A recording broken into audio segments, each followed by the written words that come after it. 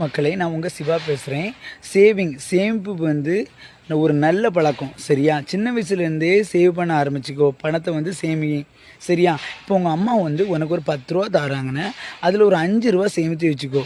சரியா? இது வந்து பெருக பெருக பெருக பெருக என்ன பண்ணும், நாளடைவில் 100 ரூபா மாறும். அதே மாதிரி தான் நீ படித்து முடித்து ஒரு வேலைக்கு போகிற, உனக்கு ஒரு 10,000 ரூபா சம்பளம் தராங்கன்னா அட்லீஸ்ட் ஒரு 3,000 ரூபாவா என்ன பண்ணு, சேமித்து வச்சுக்கோ.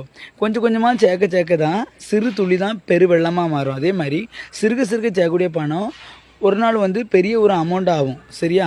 சேமிப்பு வந்து நம்ம வாழ்க்கைக்கு ரொம்ப யூஸ்ஃபுல்லாக இருக்கும், பிற்காலத்துலேயும் உதவும். அது மட்டும் இல்லாமல் உனக்கு ஒரு கஷ்டமாக இருக்குது, ஒரு பொருள் வாங்கணும், ஏதோ ஒரு பொருள் வாங்கணும், அதை நீ அடுத்த ஆள்கிட்ட போய் கையேந்தணும் அவசியம் இல்லை. நீ சேமிச்சு வைக்கக்கூடிய பணத்துலேருந்து நீ வாங்கிடலாம். பிறரை நம்பணும் அவசியமே இல்லை.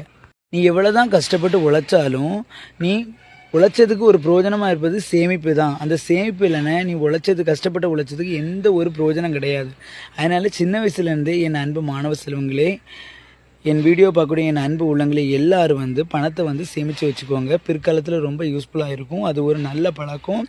நம்மளுக்கு ஆத்திரம் அவசரம், நம்மளுக்கு வந்து அது மட்டும் இல்லாமல் நம்மளுக்கு ஒரு தேவையான வந்து பிறரை கையேந்த வேண்டாம்.